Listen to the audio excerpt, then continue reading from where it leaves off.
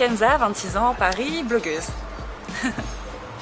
Margot, 24 ans, blogueuse et Paris, d'adoption. Aujourd'hui, c'est devenu un métier, ouais. Enfin, en tout cas pour moi. Pour nous, oui, c'est notre métier. Voilà, ça l'était pas avant, ça l'est devenu et on gagne notre vie grâce à ça. Moi, le point de départ, bah, écoute, ça s'est passé il y a 5 ans. J'ai créé une plateforme sur laquelle poster mes photos.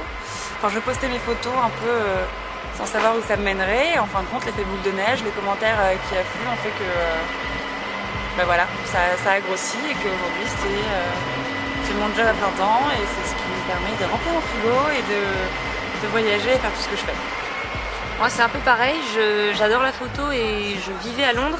J'arrêtais pas de faire des albums Facebook et je me disais, à l'époque on pouvait pas gérer ce qui arrivait dans la timeline, donc je me disais les gens ils en ont marre d'avoir toutes ces photos londoniennes, donc je me suis dit je vais me faire un site photo, j'ai eu la flemme, donc j'ai ouvert un blog gratuit, tout fait, tout joli, et en revenant à Paris je me suis rendu compte que j'avais un blog, que les blogs mode c'était hyper cool et donc je l'ai plus axé là-dessus et j'ai commencé à me prendre en photo et je pense qu'à partir du moment où il y a un visage sur un blog est personnalisé, ça marche. Est-ce qu'on peut le dire? Non, mais je pense qu'on en parlait tout à l'heure. Honnêtement, c'est la sincérité. Ça veut dire que moi, je sais que je joue vraiment franc jeu avec mes lecteurs. Je réponds à leurs commentaires, même après 5 ans de blogging et une tonne de commentaires et beaucoup de visites. Voilà, et puis quoi d'autre? Je sais pas. Honnêtement, la sincérité c'est vraiment la sincérité réel parce qu'elles apprécient ça, les filles, qu'on reste accessible sur Instagram, tout ça. Enfin, faut pas oublier qu'on est là grâce à elles, donc moi ça me paraît absolument normal de répondre à tout. Il y en a aussi qui postent sur Instagram, qui sont sincères, mais pour qui ça ne prend pas forcément. Donc après, c'est vrai qu'il y a une petite valeur ajoutée que je ne peux pas expliquer. Moi, je sais que par exemple, je consulte ton blog. Parce que tu fais des do-it-yourself.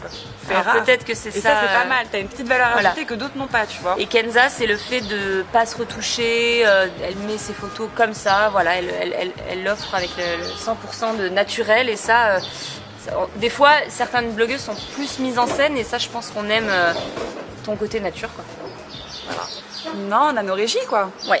Voilà, moi j'ai mes agents régie qui s'occupent de tout ce qui est partenariat avec les marques et autres, et pareil pour toi. Voilà, quand c'est un petit peu trop gros, que ça prend un petit peu trop de temps, il y a des gens qui sont là pour nous aider. Mais par contre, on n'a pas de maquilleur, on n'a pas de photographe. Pas encore, Margot, enfin. Non, pas encore. On a des entretiens à passer, justement. On a des mecs très sympas qui acceptent de nous prendre en photo. Ouais, ça c'est le... Voilà. Parce que derrière, on va le dire aujourd'hui, derrière chaque blog, il y a un petit ami. Toujours. Et c'est pas facile pour eux. Alors, il y a 2 ans, moi je pensais que c'était trop tard. Il y a des filles qui nous ont prouvé que non. Il y a des blogs de à peu près 1 an qui cartonnent aujourd'hui, donc c'est encore possible. Je pense qu'il faut vraiment se démarquer, parce qu'en France et même dans tous les pays, il y a beaucoup de blogs mode. Donc se démarquer et voilà, avoir de la patience parce que ça arrive pas tout de suite et il faut pas lâcher. Donc c'est tous les jours, sans lâcher. C'est ça. Et puis les fautes d'orthographe. Moi j'en fais quelques-unes parce que parfois j'écris mes articles très tard, donc il m'arrive d'en faire et ça dès que j'en fais, je me fais incendier. Au tout début du blog, moi je faisais énormément de fautes et à un moment c'est plus possible, donc j'ai fait beaucoup d'efforts.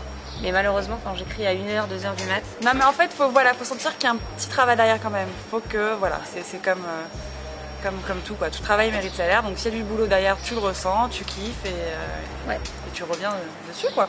Moi je viens de sortir ma paire de lunettes qui est sur mon nez et je sors mon premier livre Do It Yourself.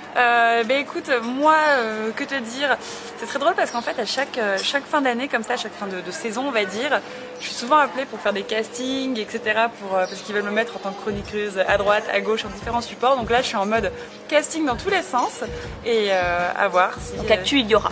Si ça aboutit ou pas. Puis sinon le blog toujours qui ne fait qu'enfler et qui prend beaucoup de temps. Voilà. Derrière, merci à toi.